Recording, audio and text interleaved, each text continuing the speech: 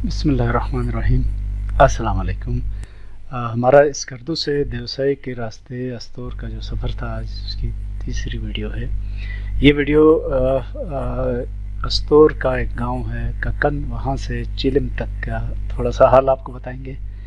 स्कर्दू से आकर चिलिम में या देवसाई में रात गुजारने का प्रोग्राम था, लेकिन थोड़ा सा जल्दी हम पहुँचे थे, तो हमने चिलिम से 10 मिनट अस्तोर हेडक्वार्टर की तरफ सफ़र किया। वहाँ सुना था कि किसी जगह पर मछली वाफिर दस्तयाब है, तो वहाँ फिशिंग कर इरादे से हम आए थे।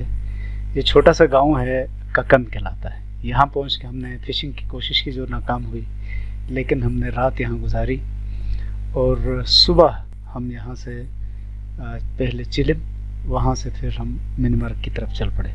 तो आज का जो वीडियो का कॉन्सेप्ट है वो कक्कन से चिलिम तक का है। तो ये 10 मिनट की ड्राइव, लेकिन रास्ते में इतने खूबसूरत मनाजिर हैं कि इनको अलग से आप तक पहुंचाने के लिए मुझे ये वीडियो क्लिप बनाना पड़ा। रात हमने टेंट में गुजारी, और क्योंकि टेंट दरिया के किनारे के बहुत पास थी, इसलिए सुकून तो था, लेकिन थोड़ी सी नमी हो गई अंदर।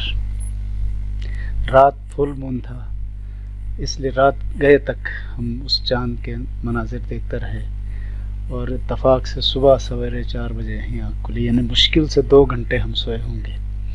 सुबह उठ के हरी घास पर नंगे पैर वॉक की थोड़ी सी, लेकिन ठंड इतनी ज़्यादा थी कि मैं बता नहीं सकता। आज 14 अगस्त है, और 14 अगस्त तो गर्मियों के दिन है, लेकिन क्योंकि रात को हल्की बारिश हुई थी, इसलिए ठंड बढ़ गई थी। ये कक्कन का छोटा सा गांव है, कोई 60-70 घराने रहते हैं। ये उन तक पहुंचने का पुल है, जो अभी इसके बराबर में आरसीसी ब्रिज बन रहा है, तो इनके लिए हमेशा टेंशन ख़त्म हो जाएगी। इसी ब्रिज के पास ही ये छोटी सी बहुत पुरानी पनचक्की है, जो इस वक्त काफ़ी खस्ता हालत में है, क्योंकि अभी इस बेचारे का सीज़न नहीं आया है।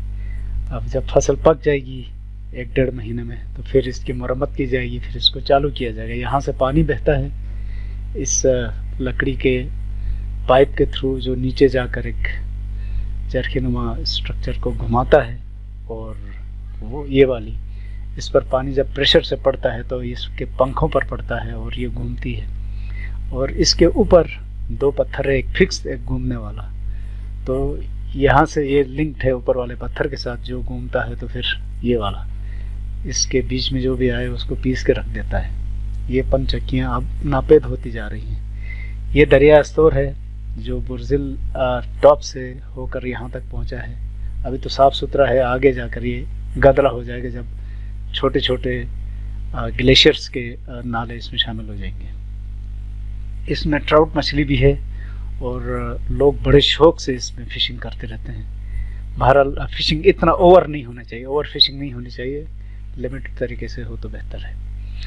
ये कक्कन नाला है, कक्कन का गांव है, और इस वक्त सुबह तकरीबन 5:30 बज रहे हैं।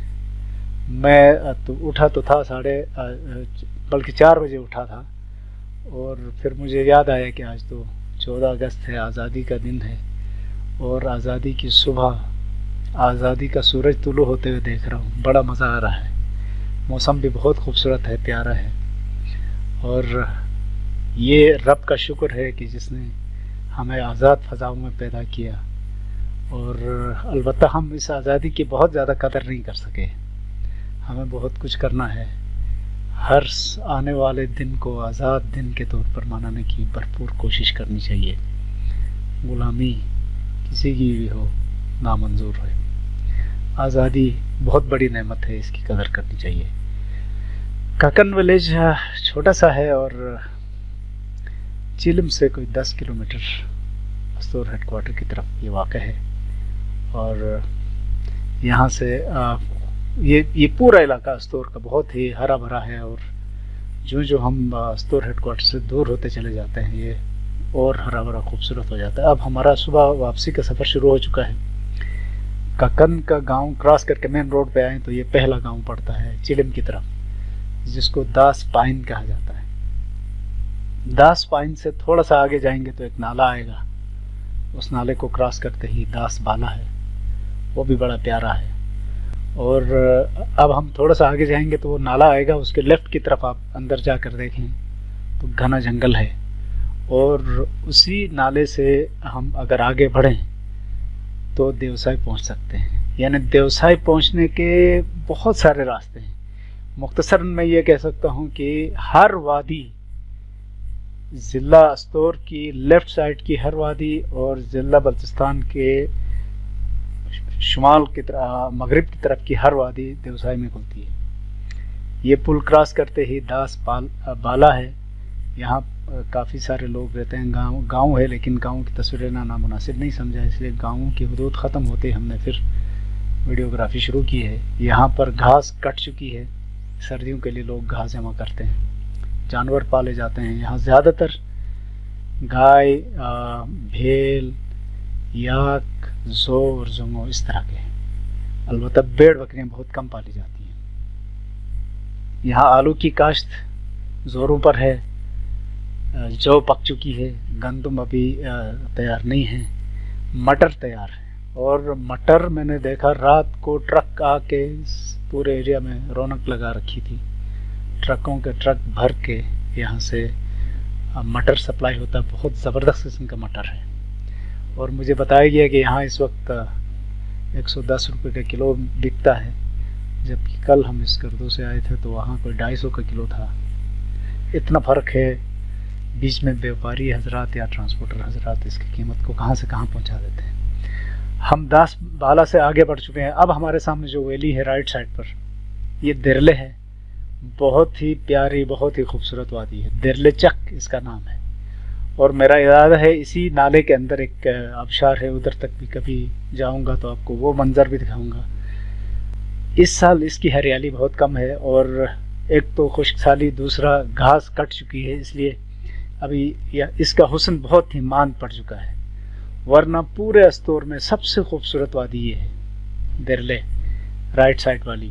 اور اسی سے تھوڑا سا آگے بڑھتے ہیں تو پھر ہم چیلم پہنچ جاتے ہیں. درلے میں تھوڑی دیر رک کے آپ کو کچھ اور مناظر دکھاؤں گا قریب سے، تو آپ اندازہ لگا سکتے ہیں کہ جون کے اینڈ اور جولائی کے مہینے میں یہ دلہن کی طرح سج جاتی ہے پوری وادی. بہت ہی پیاری ہے، بہت خوبصورت ہے. اور اس کے پیچھے سائڈ پر جاتے ہیں تو رائٹ پر اتریں گے تو کالا پانی، پھر لیفٹ کی طرف آگے بڑھیں گے تو مینی مرک وغیرہ جا سکتے ہیں. اور یہیں سے آگے اور لمبے فاصلے طے کریں گے تو کشمیر بھی پہنچا جا سکتا ہے. درلے کے زیادہ تر لوگ مائگریٹ ہو کر اس گردوں میں آباد ہو گئے ہیں. اور وہاں جو پورا ایک گاؤں ہے اس گردوں میں، حاجی گام کے نام سے، وہاں یہاں کے لوگ مائگریٹ ہو کر ادھر آباد ہو گئے. لیکن ان کی زمینیں شاید اب بھی ہیں، بہت تھوڑے لوگ اب بھی ادھر رہتے ہیں. گرمیوں کے لیے تو یہ جنت کا ٹکڑا ہے. سردیاں البتہ یہاں تھوڑی سی مشکل ضرور ہوتی ہوں گی، لیکن کیونکہ آس پاس میں ہی جنگل ہے اس لیے اتنا مسئلہ بھی نہیں ہوتا ہوگا. بہرحال جو لوگ آتے ہیں وہ تو گرمیوں میں ہی آتے ہیں، تو گرمیوں میں اس کو انجوائے کیا جا سکتا ہے. یہاں درلے میں تو شاید انتظام نہ ہو. آگے چیلم کے قریب ٹینٹس بھی دستیاب ہیں، جیسے میں نے کل بھی کہا تھا کسی اس میں. اب چیلم میں رہائش، معقول رہائش بآسانی دستیاب ہے. البتہ رش زیادہ ہوتا ہے، اس لیے پہلے ہی اگر یہ بکنگ وغیرہ کرائی جائے تو بہتر ہے. یہاں پر آپ اپنے انرجی بھی بحال کر سکتے ہیں اور اپنے گاڑیوں میں فیول بھی بھر سکتے ہیں. فیول کے لیے یہاں کوئی پمپ تو نہیں ہے، لیکن دکانوں میں ڈیزل اور پیٹرول دستیاب ہے.